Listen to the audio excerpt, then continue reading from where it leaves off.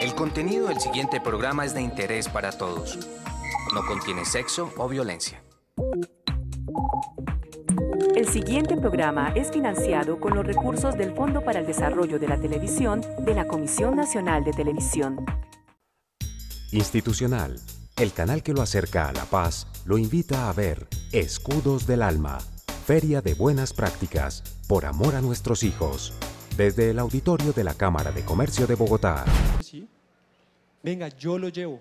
Y yo no podía creer que de 100 personas que me habían dicho no se puede, no se puede, no se puede, no sea loco, no se meta por allá, había uno que me decía sí.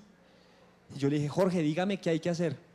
Entonces Jorge me dijo, sí se puede, pero necesitamos una cosa y solamente una, un carro 4x4 que nos provea de gasolina y agua potable, porque eso no lo conseguimos por allá. No conseguimos ni gasolina ni agua potable y necesitamos un jeep porque las carreteras de los llanos son desastrosas. Entonces me fui yo con Jorge y le dije, bueno, Jorge, yo acabo de comprar mi primer carro, eso era en el 2005, yo había empezado a trabajar y yo siempre había querido tener un 4x4 y le dije, Jorge, yo me acabo de comprar mi primer carro, es un Land Rover 4x4, lo pongo a disposición y nos vamos en mi carro, listo. Hicimos un asado, yo en esa época vivía en Chía, hicimos un asado en Chía para mostrar mi carro. Cuando Jorge vio la foto del carro me dijo, oiga, usted está loco, en ese carro no llegamos a ningún lado. De pronto el tío de un amigo nos prestó nos dijo, oiga, este carro me acaba de llegar de un rally en el Brasil, no lo necesito, ¿será que le sirve? Yo fui a verlo y dije, creo que sí. Es un carro buenísimo y arrancamos nosotros, nos tocaba firmar una carta de exoneración donde la 7ª Brigada nos decía, firme esta carta de exoneración o si no, no lo dejo meterse por allá. Dígame que usted, Diego Espina, es consciente que se va a ir a meter a atravesarse el Meta y el Bichada o si no, no lo dejo pasar. La firmamos y arrancamos nosotros, 13 ciclistas rumbo a los Llanos Orientales. Nos metimos, este año no llevamos carros que nos llevaran las maletas ni nada de eso, todo lo llevamos aquí en nuestras alforjas. La ropita que necesitábamos, los repuestos y todo eso, los llevábamos aquí en las alforjas y arrancamos. Y cuando arrancamos, yo dije, oiga, pero a mí me habían hablado muy mal de la situación de las carreteras en los llanos y resulta que son pavimentadas, doble calzada, ver más lado y lado, estaban muy buenas. Al segundo día me empecé a enterar que la situación de las carreteras en los Llanos Orientales sí estaban complicadas. Al segundo día ya no veíamos las montañas, ya el pavimento parecía estarse acabando, eso parecía no tener principio y la carretera parecía no tener fin. Esto hacía que las bicicletas pesaran el doble del peso normal. Este año la vaca no fue con nosotros, pero ahí mandó a toda la familia para que nos acordáramos de él, entonces nos acordábamos de la vaca y de todo eso que él nos enseñaba.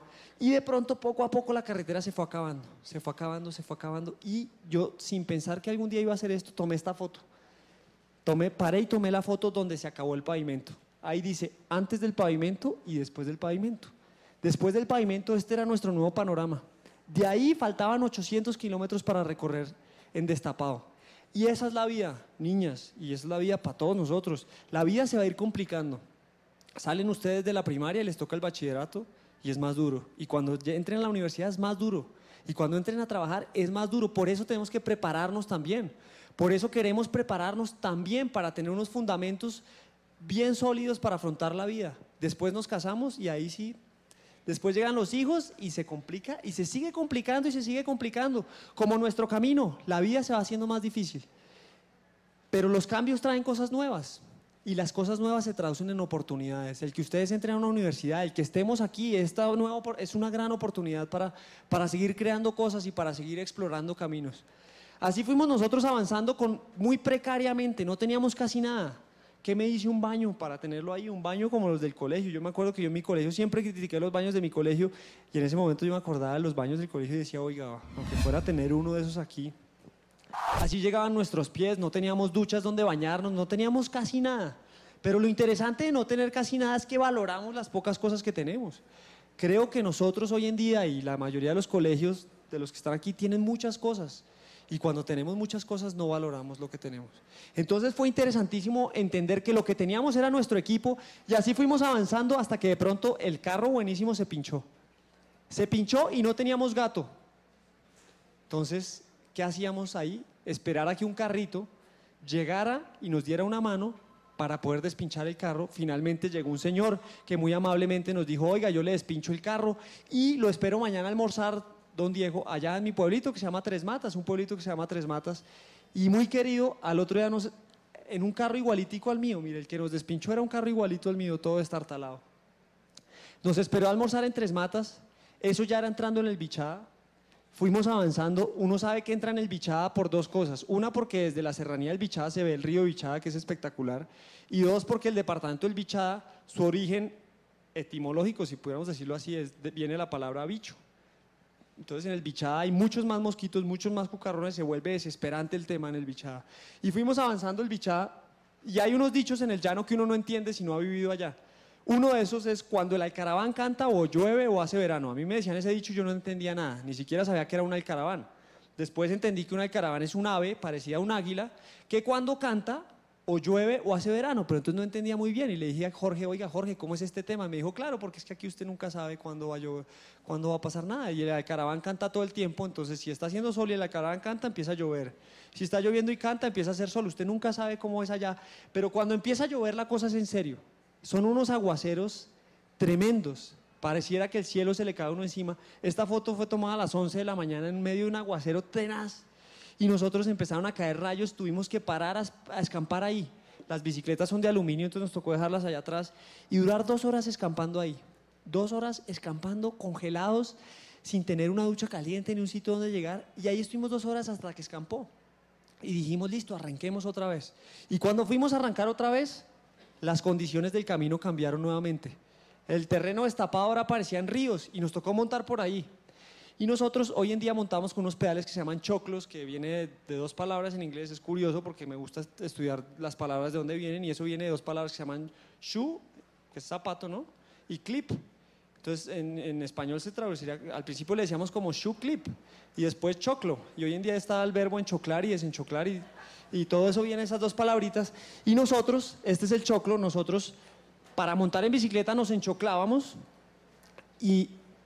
pero montar enchoclado le rinde a uno mucho, pero si uno va a parar, el desenchoclarse es difícil porque si no lo alcanza a hacer, se cae con bicicleta y todo, se cae como si uno, cuando le amarran a uno los pies y las manos y le dan un empujoncito, así cae uno con los choclos puestos.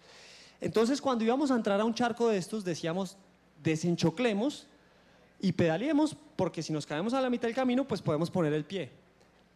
Y eso empezamos a hacer, pero resulta que de esa forma uno nunca sale al otro lado del charco, porque de esa forma uno no está pedaleando, uno está ahí medio parado pero no está pedaleando. Entonces nos dimos cuenta que nosotros los colombianos somos muy perdedores, que nuestra mentalidad casi antes de empezar cualquier cosa es de que no vamos a salir al otro lado del charco. Quitémonos los choclos porque si me los pongo me voy a caer. Y les voy a contar una anécdota que me pasó en Argentina y es que estando en Argentina yo soy fanático del fútbol. Yo hablaba con los argentinos del proceso de la eliminatoria, entonces yo le preguntaba a los argentinos, oiga, ¿cómo va Argentina en las eliminatorias? Y los argentinos me decían, ¿en qué? Y yo, sí, hombre, en las eliminatorias al Mundial. ¿En qué? Y yo, ¿cómo es que no me entiende? En el proceso, cuando Colombia les ganó 5-0, que Colombia clasificó al Mundial. Ah, vos estás hablando de las clasificatorias. Y yo, sí, pues las eliminatorias, clasificatorias, lo mismo, ¿cómo van? Pero después me puse a pensar y no es lo mismo. Nosotros los colombianos le decimos a ese proceso de eliminatorias, ¿por qué? Los argentinos le dicen clasificatorias. Argentina y Brasil son los 2 únicos países al que a ese proceso le llaman clasificatorias, porque van a clasificar. En cambio, los pobres colombianos, ecuatorianos, peruanos, bolivianos, vamos a las eliminatorias. Pues ese es el resultado que vamos a obtener, las eliminatorias, pues qué otro resultado que nos eliminen. Eso fue lo que nos pasó a nosotros un poquito y decidimos en ese momento ponernos los choclos. Decidimos, no nos importa si nos caemos, pero la única forma de salir al otro lado es ponernos los choclos. Y así lo hicimos y claramente nos caímos. Nos caímos muchas veces, nos caímos muchísimas veces, nos hicimos raspadas en los codos, hasta caerse hay que aprender. Tenemos que aprender a caernos porque lo importante de caerse es pararse y seguir pedaleando. Eso es lo único importante. Y así fuimos avanzando nosotros en medio de los llanos, cuando ya no había carreteras ni había absolutamente nada.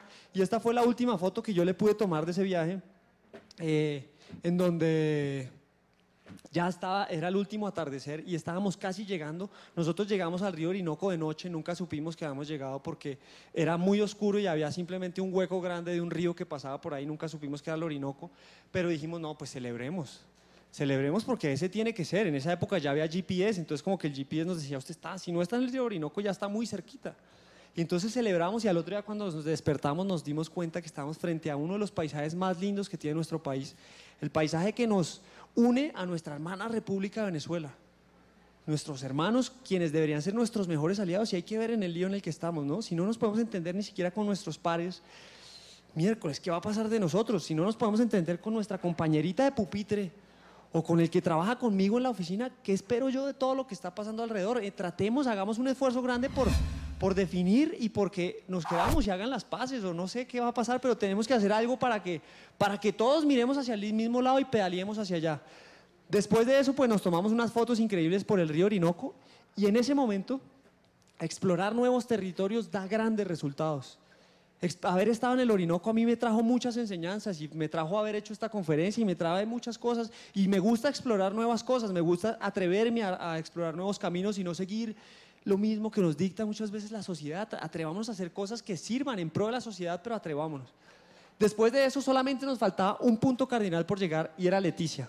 Desde Bogotá hasta Leticia era lo único que nos faltaba. Este año Fox Sport le dio transmisión a todo esto y salimos durante 4 capítulos, eso fue en el 2006, mostrando el ejemplo de unos colombianos que adoran su tierra y que la quieren recorrer y que la quieren explorar y que queremos ser nosotros, descubriendo nuestro país, y ahí íbamos nosotros. Después de eso pasamos la frontera con el Ecuador, la frontera de Rumichaca, pasamos al Ecuador, llegamos a Quito, y después de Quito empezamos a explorar la troncal amazónica, una de las carreteras más lindas que tiene este continente. La troncal amazónica es un lugar que parece que la selva se lo fuera comiendo. Allá vamos nosotros en medio de la penumbra y además con unos paisajes espectaculares de los ríos que bajan de los Andes y van a parar al Amazonas. Esos éramos nosotros. Finalmente llegamos, después de 17 días de pedaleo, llegamos hasta ese puerto que les cuento que se llama Puerto Francisco de Orellana y teníamos que conseguir los kayaks. Puerto Pantoja, Perú.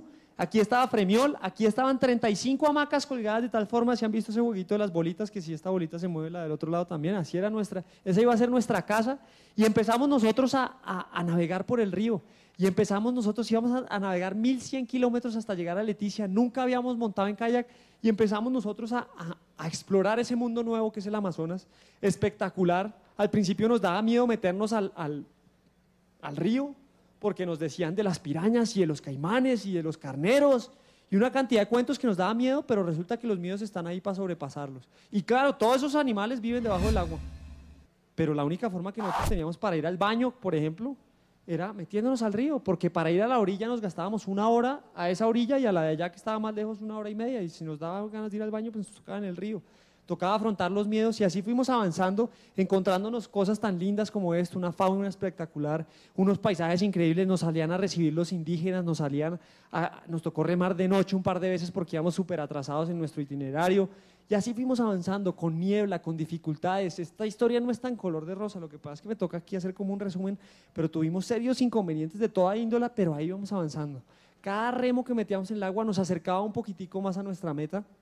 Y cada atardecer parábamos a pensar sobre la vida y a meditar y a saber lo rico que es el deber cumplido, como cuando Carolina esta noche se vaya a su casa y diga, qué chévere, cómo me salió esta feria, qué bueno haber hecho esto, qué delicia, porque seguramente ya se va a tomar ese sorbo grande de champaña porque es la gestora y Red Papá se merece una celebración muy grande por estar aquí.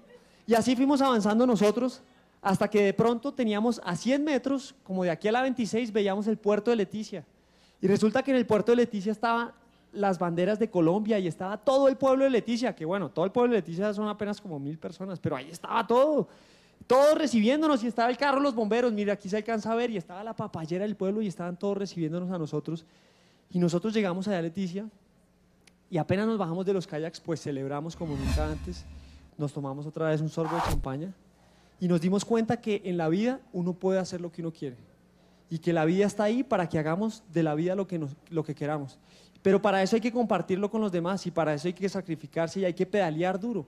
Por eso mi conferencia se llama A Pedalear Colombia, porque necesito que todos ustedes me ayuden a pedalear. No solamente en la bicicleta, a pedalear en cada una de las cosas que ustedes hacen. Que lo hagamos bien, que si soy arquitecto haga bien el edificio, que no se le caiga. Tratemos bien a los obreros, démosle sus contratos como deben ser, hagamos las cosas como deben ser. No tratemos de perjudicar al otro por el bien personal. nuestra conferencia lo que quiere transmitirles es un mensaje de esperanza en donde decimos, Colombia es un país maravilloso, lleno de gente maravillosa y necesitamos todos pedalear hacia el mismo lado. Creo que no me pasé. Muchísimas gracias. Eso era todo.